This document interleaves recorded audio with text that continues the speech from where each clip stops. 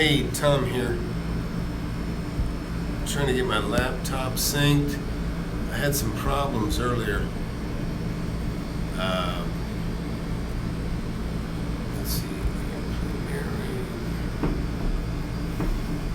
Bear with me a minute.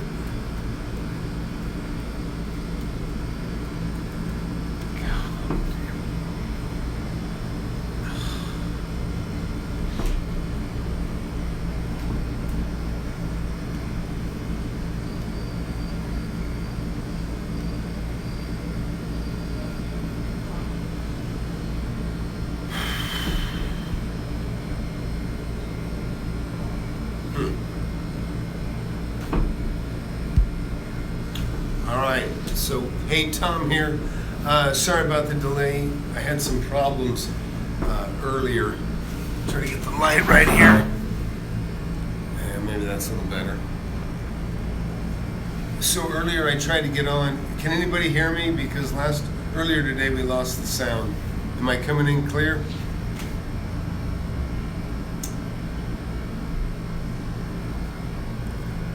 How was the trip? Trip's good. Trip's good. I'm actually visiting a dying friend, so that's not too good. All right, good. Glad you guys can hear me. Earlier it was a bad connection. Now I'm dialed into the wireless on the hotel. So anyways, so if you guys can hear me, that's great. All right. Hey Jeff, glad to have you here. Saw Lauren, saw a few others that I know. So earlier, Chaz, just doing a general Q&A, you didn't hear me because the sound went away, but he was asking me about entities and how to hold properties, and I know a lot about that. I've spent probably more than $100,000 on this subject, just in consultations. I got sued a long time ago. I own property that a city took away from me for eminent domain. That's where they have the power to take your property if it's for the good of the public. Well, that's what they did. And of course I fought them in court. It was very, very sucky time. But I got real conscious of lawsuits and just all this stuff and defending stuff. And so what I ended up doing is I took a course on Mitten. His name was Mitten, M-I-T-T-O-N. And he's what's known as, they call him the godfather of asset protection. But it's also more than that. So basically, when you hold properties, if like right now, if I own a property, that's my asset. And if I own 100 properties, those are all my assets, right? But if I have limited partnerships or LLCs, limited liability companies, it's kind of like dividing myself by however many partnerships that I have. Now those partners can be me, myself, and I, or they can be me, my wife, and I, or me, my wife, and my kids, and I. And I say and I because when you make up a partnership, you've got a general partner and you've got limited partner. Or you might have a general partner and multiple limited partners. So generally what I've done, because I got 4 kids and I want to disperse my wealth to my kids, so you always want to say it's asset protection, and that's what it is. It's asset protection, okay? So, or it's more than asset protection. It's also, I shouldn't say that. It's not just asset protection, but it's a way of managing your wealth so that your kids can have your wealth. Or build their wealth. Because see, nobody under 18 can really own real estate. So the only way they can own real estate is to own shares of a partnership that owns real estate. So when you create a limited partnership, you can make your kids your partners, your wife your partner, and then you can give them a percentage. You can deed your kids up to, I think it's $26,000 a year now. You can give them $26,000 a year of wealth, and then once they own that, that's theirs. And then once that asset grows, so let's just say I bought a $150,000 property, and I give my 4 kids each $26,000 of shares. So now they own roughly between the four of them, they would own 2/3, and then me and my wife would own the other 1/3. If we divided it 150,000 by 6, right?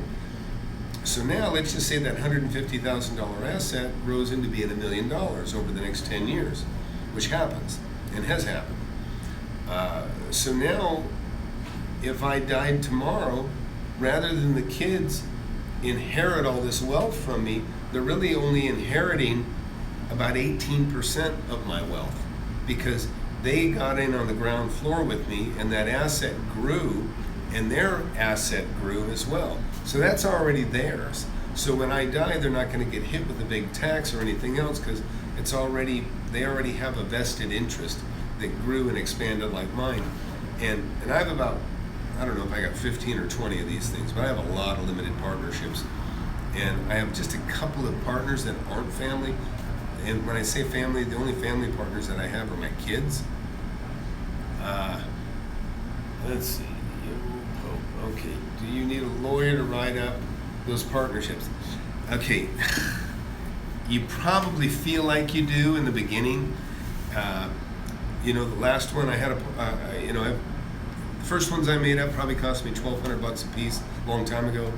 And let me tell you, I'll tell you a little story. I started with these partnerships early on when I had probably $1 million plus in wealth, long time ago. Then what happened was I started getting sloppy, and I started getting more property. And it's kind of a pain to buy, to put it in the partnership, and then you have to treat it like a real total different entity, because it is. And I got sloppy, and I started just buying stuff in my name. Then I got sued in a multi-million-dollar lawsuit. And guess who the main target was? Yeah, me. And so all of a sudden I was exposed. If I'd have lost that lawsuit, which I didn't, they could have taken a lot of what I had. I was getting sued. We were being sued for a little over $2 million. That's a long time ago. It was a lot of money to me. And I was being sued with 3 other guys. And I remember telling my lawyer, I said, well, you know what? Worst case, I got to pay $666,000, 1/3 of $2 million. And I thought, okay, I can do it. I don't like it. It pisses me off. It upsets me, but I can deal with it. And he goes, oh, no, Tom. He goes, no. He goes, that's not how it works. He goes, these damages are not severable. Remember that, severable, okay? So what that means is they might be suing the 3 of us for $3 million, but they can get, or $2 million, but they could get all $2 million from me. And then the guys that are being sued with me, it'd be up to me to go after them, for them to each give me 1/3 of the $2 million they took away from me. So of course this made me nearly, poop my pants. I was not happy. I was very upset. And so it was just a real rude awakening. And but anyhow, that lawsuit, to be honest, it cost me, between me and the 2 other partners, and I was, like I said, I was the head guy. I got sued in a situation where I was kind of the head guy. I was like the president of this thing. Should never have happened. It was all bullshit. But let's see, they can go off the highest. Oh man, I'm not sure. Why don't you resubmit that question again? Because I didn't catch it all. Apologize for that. But resubmit that question again. But anyways, my point is, so what happened is I was getting sued, but because we're getting 3 of us getting sued, but it was for $2 million, they actually could have taken it all from me. So that was a big wake-up call. Now I doubled down. I fought this thing. I mean, I had so many lawyers. It's ridiculous. And I'm telling you, you don't ever want to be in that position. I had 2 federal lawyers at about $400 an hour. I had a personal attorney. I had an attorney for what the association was, 2 attorneys. So I ended up having 5 lawyers. And I'm telling you, you get a bill in the month, you get 1 lawyer sends you a bill for 40 hours for $17,000. I think that's $350 an hour for 40 hours. So anyways, it's pretty damn, it's a real rude awakening. So anyways, but in the end, I spent $754,000 on this lawsuit between the 3 of us. And we won. It was a 5-day trial. I got grilled on the stand for 2 days, and but you know what? I had a good lawyer, and really I wasn't at fault, and I beat him down and I won. Keep up the good work. All right. So anyways, and so in the end I won, but it's still, like I said, 3 years of this bullshit. You know, I got twin boys I'm bouncing on my lap, and I'm staring right through them because my mind is somewhere else. In fact, you know, I was drinking about a bottle of tequila a week just to keep myself meditated. And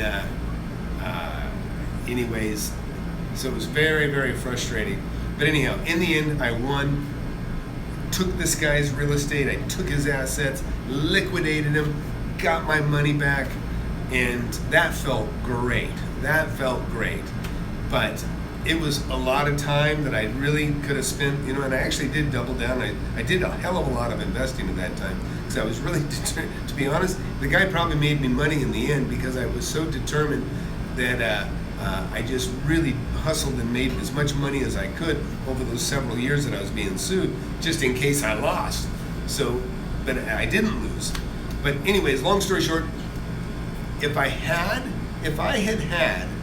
the entities that like we're talking about, my exposure would have been like very little. My exposure would have been about 200,000 instead of 2 million, okay? Because the asset that I had, that I bought, that got me in this mess, was only worth, I only paid 200,000. I stole it now, but I paid 200,000 for this other building. And that's what brought me into this package, into this deal. But had I gotten sued, I wouldn't have had near the fear that I had, because my exposure only would have been, oh great, take my asset, you know, or I would have been worth zero. Like right now, I don't really have anything. Everything I have is in limited partnerships. The only thing that I own personally is my home, and my home is protected by, homeowners exemption. So in other words, my homestead. So you can't take my home no matter what kind of judgment you get against me. But all my real estate and stuff, that's owned by me and other partners. So those are kind of hard to penetrate and break. They can get a lien against me, but the lien, you know what? It's only good for whatever I take out of those partnerships or what is granted to me out of those partnerships, which will probably be zero if I ever get sued like that. So the bottom line is, okay, let's see. I have a question coming. Okay, go ahead. I'm waiting, Gutierrez, son. So I got a question coming here. So my point is, you don't have to worry about this stuff if you're just getting rolling. If you have less than a couple $100,000, probably not such a big deal. But when it gets into, you know, $500,000 or $1 million or several million, I mean, really, cover yourself. So you buy in limited partnerships. No, I buy both. It doesn't matter.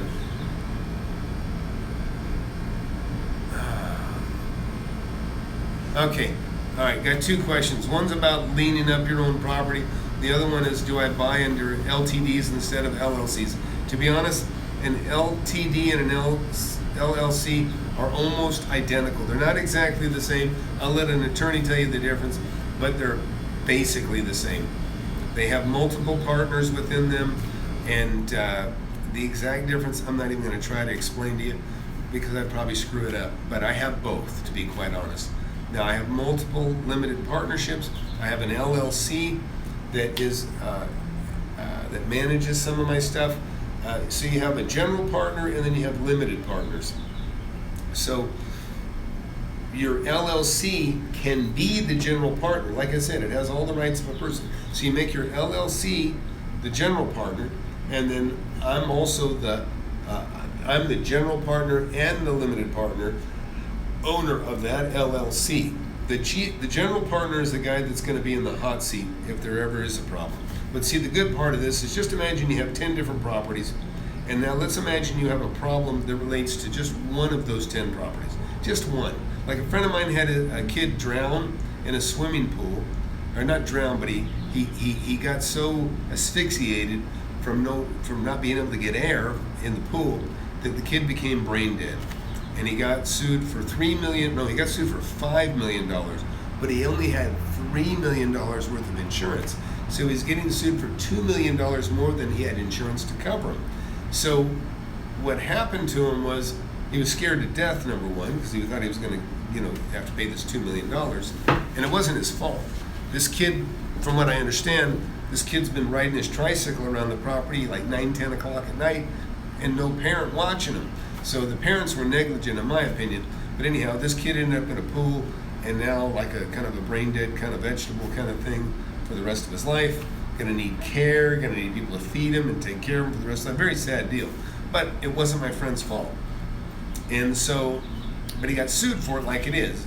And so, a compassionate jury may just give the store away and, feel for the kid and attack the owner. So my friend was scared, but anyhow, the insurance company, they indemnified him. And if you don't know what that means, basically they said, we're going to go ahead and protect you over and above the coverage that you have. So they did protect him, but in the end, they actually got the $5 million. So my friend didn't have to pay the extra $2 million that he wasn't covered. The insurance company took care of it. I believe that's how it went down. And but it could have been really bad for him. So that's why you have these, if you have these in different limited partnerships, his exposure was really only to the extent of that asset. So whatever that asset was worth, whatever he had in it, they were going to take that asset. They weren't going to be able to take his other assets that were in other limited partnerships. So that's how he was protected. So just imagine you got 10 different limited partnerships. One of them has a problem like he had. That's all that you're going to lose is that one asset, okay? Because they can't connect the others to it. It has nothing to do with it. They have the rights of different people, and that's why we hold these things this way. The other things is just for estate planning, which is why I do it. I have 4 kids. When I die, I want to, of course, leave everything to my kids. I'm kind of a high net worth guy now, so they'll get taxed very heavily if I own everything. But because now they've been owning parts of my stuff for 20 years now, so now when I die, I might only own half of what I have. My kids own the other half of what we've created together. Technically, we've created together. I created it, but they own it because they're my partners. So they'll only get taxed on the on whatever, the half that I own, let's say. So anyways, that's it for now. What was the other question? Somebody had a question coming? Go ahead and kick it out if you got a question.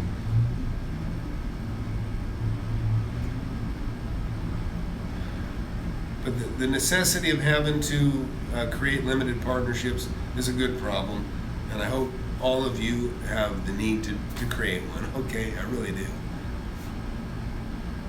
All right, come on, man. Got any questions?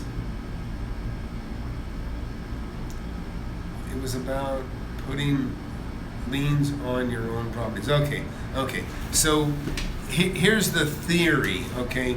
Mitten, who is the grandfather of asset protection, is okay. Let's say you have a property, you paid $100,000 for it, or maybe you put $1 million down on it. I put $1 million down on a property I bought before. So you have equity, high equity in that property. So the question is when you have a lot of equity, in a property, you worry about, gee, if somebody takes it away, they're going to get all my equity, right? So one of the theories is, how do you destroy that equity so it's not worth anything to anybody else? Well, one of the ways is create a management company. If you create a management company that manages your assets, that you control, that has control over that equity. In other words, you want to make your asset worth nothing to somebody else. So let's say you created a management company that would let you keep all the rent, all the profit above rents, or that would let you keep every dollar that you make over $100 per unit that you rent. When you rent out these units, as the management company, you get to keep everything over $100 a month, okay, which is most of it, right? So if somebody sued and took your property, but the management stayed in place, it would kind of destroy that asset because, yeah, go ahead and take it. I'm still going to take all the rents over $100, right? So that would kind of damage it. Now, the other thing is if you have an asset, let's say you have an asset again, you only owe $100,000 on it, or you have $1 million equity there, maybe you don't owe anything on it, you have more than $1 million equity. So you're thinking, well, gee, what if something happens and somebody tries to take this, or actually is successful in taking this from me? How do I make it worth less? Well, you could also create a note. You can create a lien for, say, $800,000 against this $1 million asset, and you create that $1 million or $800,000 lien, and then you take the benefactor of that lien goes into another limited partnership. So now if somebody takes this asset or gets control of it, or you lose it in a lawsuit or something, well, they have an $800,000 lien now. And guess who it's owed to? It's owed to another limited partnership that you, or me, or you, control. So now, even though they got the asset, they still owe you $800,000, and so it cuts your losses. So you have $1 million, now they got it, but guess what? They owe $800,000 back to you. So it's a way of destroying the value of your asset for somebody else other than you. And I'm just kind of talking about the things that I've learned, things that I've studied. I have a lot of these. For the record, the reason I have these limited partnerships in place is to cover my children. It's a form of being careful with my words here. It's a way that I convey my wealth back to my kids. It's a way that my kids are allowed to own real estate, because they can't own real estate. Well, some of them can now, because now I have kids that are 20, 21, and 19. I'm looking at my 19-year-old right now. But I still have the control. So here, let's talk about control. So you worry about losing control. I checked on a property the other day. I have a nice, big, beautiful building. And I went back, I got to see what percentage of this asset do I actually own? Well, I was a little bit surprised to find out I only own 22% of it. My kids own 64% of it. So I had to call my CPA. I was kind of rusty. I'm like, hey, and my lawyer that set this up, I said, hey, my kids own 64% of this. And he went and looked, he goes, oh no, Tom, he goes, you're okay. He goes, look at your partnership. He goes, as long as you own 22% of this thing, you have 100% of the control. And so, I when I set it up a long time ago, I set up many of these at one time, and then they're cookie cutter. I can keep creating more. So the first one you set up, because earlier somebody asked me, should you have a lawyer do it? I think so. Get a lawyer that is experienced on that. I had a couple created recently, and my lawyer charged me $4,200 a piece. I was a little bit upset because I didn't think it warranted that kind of money. Because listen, lawyers, God bless them. They're not all beautiful. They're not all saints by any means. I have some that I have a lot of high regard for. I have some that are good buddies that I drink with. But I have always kind of categorized lawyers as they got the keys to the filing cabinet and we don't, but they do, okay? But it's more than that. They do have some experience. There is something to be said for law. You got to know it.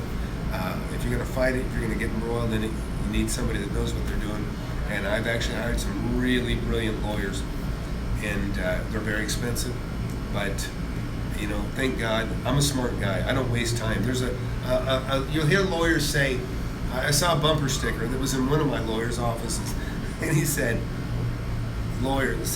afflict the comfortable and comfort the afflicted. And that's pretty much what they do. They afflict the comfortable and they comfort the afflicted. They'll let you talk their ear off for $500 an hour. So you got to be careful. I got a lawyer that he's got a photographic memory. You're not allowed to tell him anything twice. You try to tell him something twice, he says, got it. If I tell him something twice, before I can finish my sentence, he'll say, I got it. Guess what? He does got it. He really does got it, because I've seen him perform in court. He's brilliant. And so I have a lot of respect for him. So, although it's very difficult paying, $9 a minute, that's $550 an hour. Because I just had one of those guys too, doing something else for me on another deal.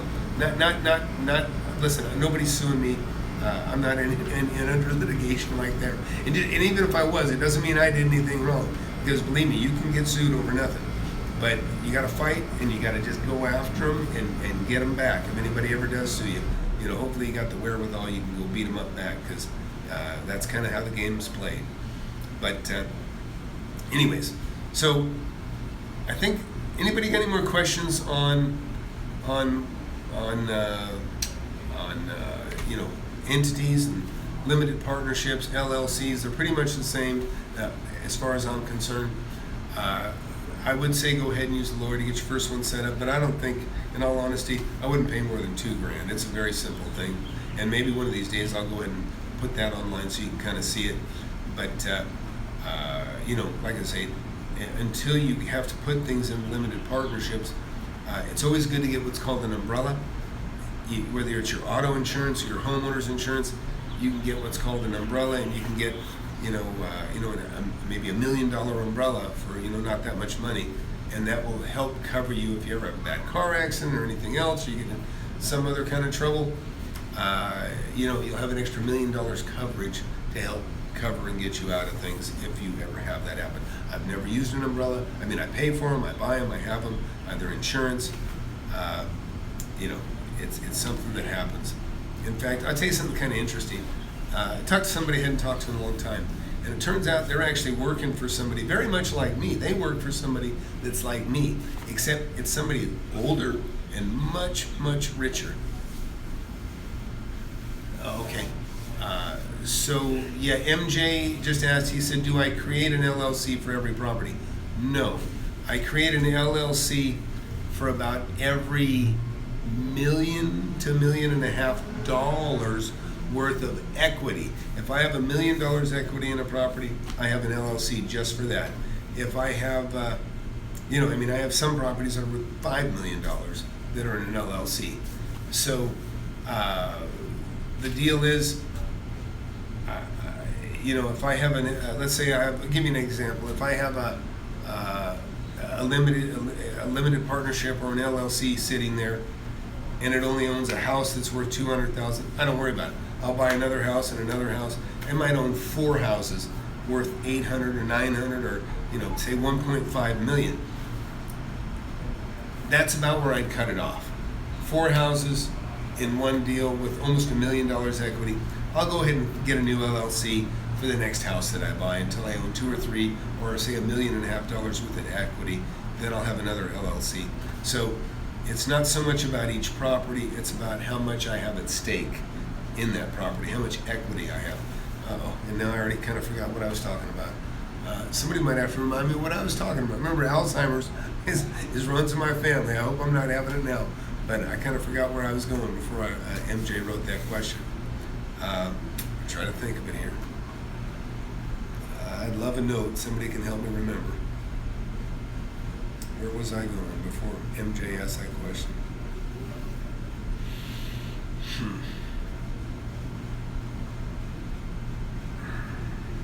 Uh-oh, maybe nobody was listening.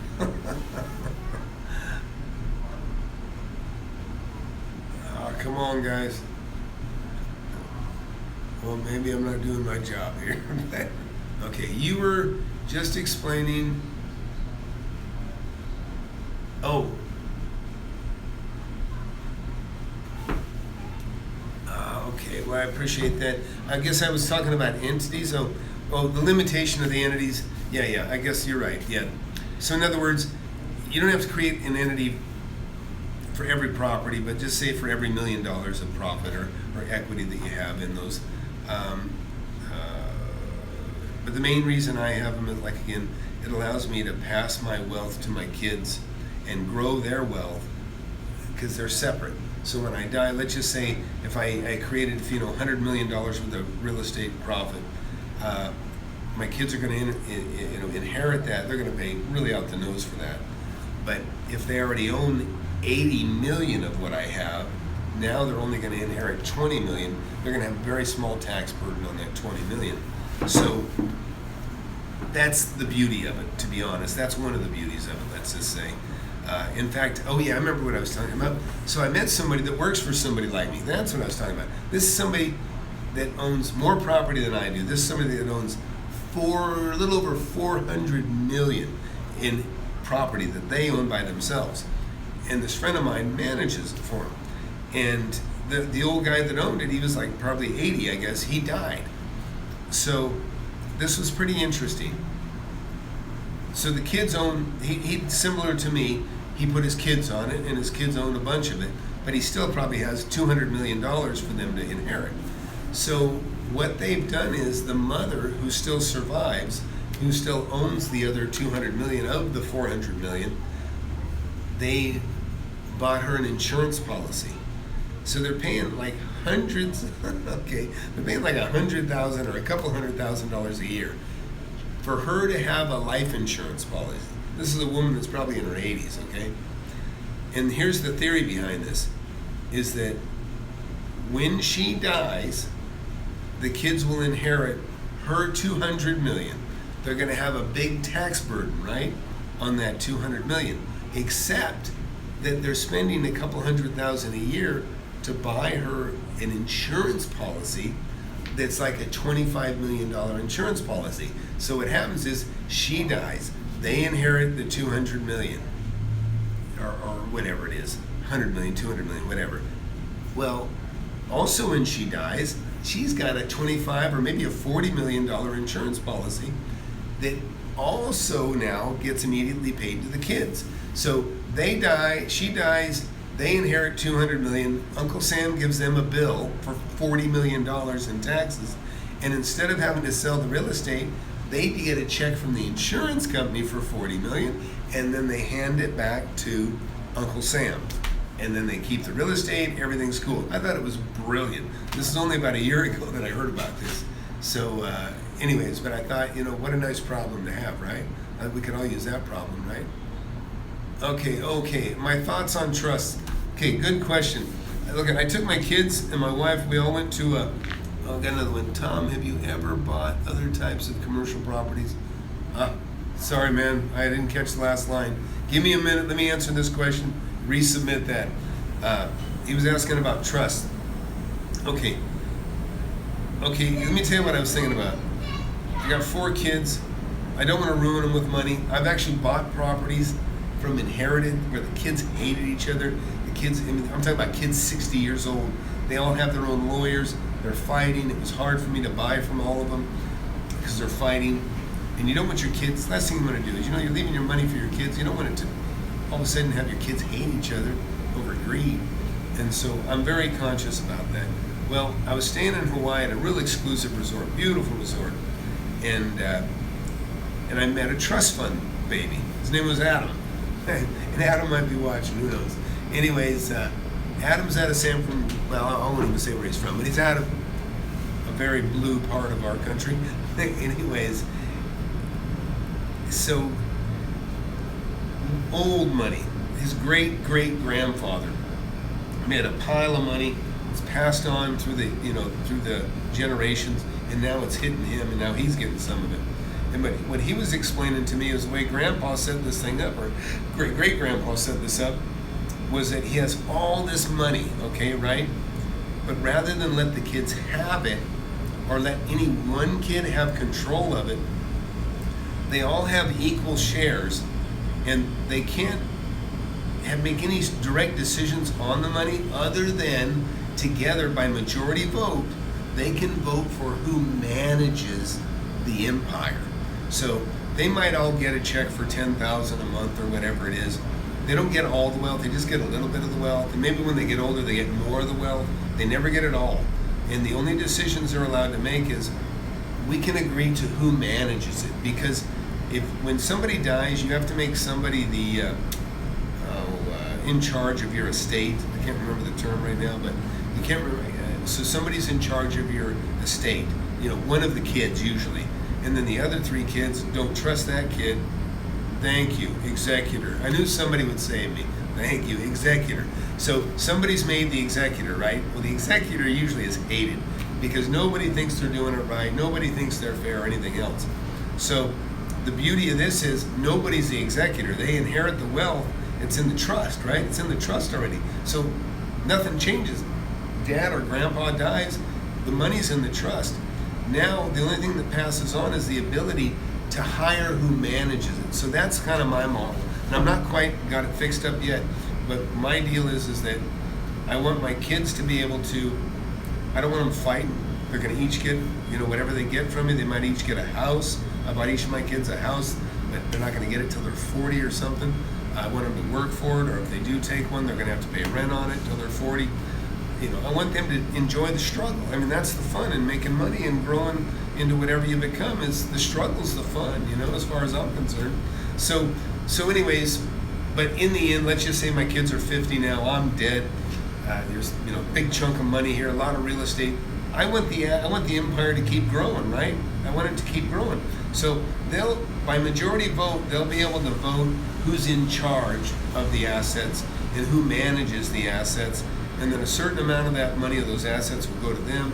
But as the bank account builds, together they can vote to, okay, let's buy this apartment building, or let's buy another commercial building, and then they can continue to build the assets, and then when they get older, they'll pass on, and then their kids will fall into their position, and they'll get a piece of this action too, and then they'll control it similarly. That's the goal. We'll see what happens. Okay, have you ever bought a mobile home park and storage facility? I have not. Now, mobile home parks, I think, could be a gold mine. Oh, okay. Yeah, regarding my kids, yeah, my boys are starting to nod their head. They're saying, hey, Dad, this seems pretty cool. They're 13 years old. They're still a little young. So, yeah, they're starting to fall in line. Back to mobile home parks. Look, I know people that have bought them. I remember being a kid I lived in a trailer park. I lived in a trailer park so trashy that they filmed a movie there called Breakout with Charles Bronson. I met Charles Bronson when I was about 12 years old, and they filmed a scene in the back of the trailer park, and him and Cherie North and Randy Quaid were in it, and I remember I got to meet him and shake his hand and got his autograph, and I was actually in the movie too. Actually, I was riding my Stingray, and he was driving this crappy old station wagon, and they're filming me and a couple of buddies riding our bicycles behind the station wagon, and I got $5 for working all day. But anyways, so in that trailer park, though, back to that trailer park, I remember the manager there. The manager would buy, if somebody's moving out, they're supposed to pull their trailer out. But they can make a deal with the owner of the trailer park or the manager of the trailer park. Well, the manager would buy the trailer for probably pennies on the dollar, I'm assuming, but whatever. So instead of paying $270 or $250 for a space, they'd pay $500 for the space. But think about that. You're getting $250 a month on a mobile home that maybe you only paid $3,000 for or $4,000 for. I was not in a high-end trailer park by any means, okay? I mean, $5,000 would buy the trailer. In fact, when we sold our trailer and we moved into a house, and this is when my dad's in his 40s, I was probably 15, we sold that trailer, I think, for $5,000, okay? And it was a nice single line. And I'll tell you, I love trailer life. It was fun. My dad was single, so, in a trailer park, that's kind of where, when parents divorce and there's kids, mama goes to the trailer park with the kids, and then dad rents a room from one of his buddies that either lives in another trailer park or maybe lives in an apartment. And so for my dad, it was kind of cool because my dad's living there, and there's all these single women, so he was a happy man. And but I had a lot of fun there too, and so I had a great life. I had a really great life, and a wonderful dad. I miss my dad so much. He's such a good man. But anyways, that's it on that, and I'm not sure what else I can cover. But I'm glad Chaz, I don't think Chaz is in here tonight, but he brought it up earlier. So when Chaz watches this, I hope that answers a lot of his questions. Chaz has been flipping lots, by the way, and being pretty successful at it. So I hope he keeps it up. And, as far as the rest of you guys go, man, just I hope it's sinking in. I'm hoping that you guys get some testimonials for me. And it doesn't have to be about real estate. Like I say, start combing Craigslist, find things of value that you can flip. I don't care if it's a pair of tennis shoes. My son bought a pair of Air Jordan tennis shoes for $8. I'm not what they call them, sneaker. I forget, sneaker or something. Sneaker. I don't know. These guys that collect sneakers. There's a name for them. But my boy bought. What is it called? No, not Sneaker Dawn.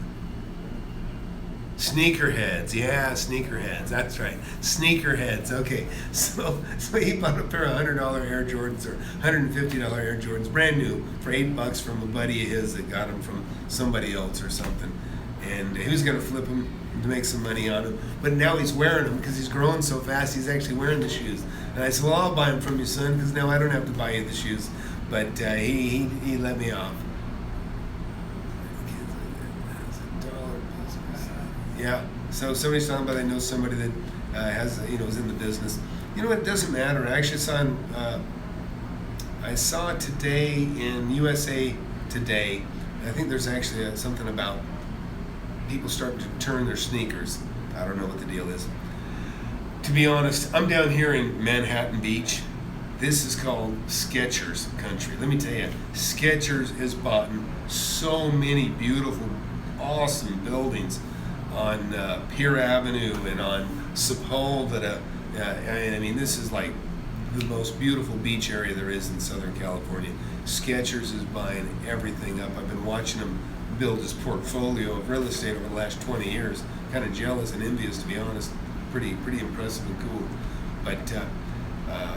But anyways, so I see my brother-in-law starting to leave, so I probably better wrap it up here. It kind of went a little longer than I thought I was going to, but I was a little late getting out here, and I apologize. I had a real connection problem earlier. But so I'm going to wrap it up, guys. Yeah, thank you. So look, I'll try to do another one of these maybe tomorrow, maybe about the same time. I got kids and stuff, and we're trying to do things with family, so I don't know if I can actually make the 7 o'clock deadline, but I'll try to. But if you got any questions or whatever you want to cover tomorrow or in the next live chat, man, just let me know, and I'll try to do it. We can talk about deals, we can talk about prospecting and that sort of thing, bird dogging or writing contracts, and anyways, I appreciate you guys watching, and I appreciate if you guys share and get other people to subscribe. More the merrier, right? And I take questions. When people are asking you questions, it kind of forces me to think more about explaining it to you. One of the best ways to learn is by trying to teach somebody something, because it makes you break it down as to exactly what it is you did or what it is you do. And so I really appreciate the exercise. I do. So, hey, anyways, I'll let you guys go. It's been about a 43-minute run, so that's a pretty good one.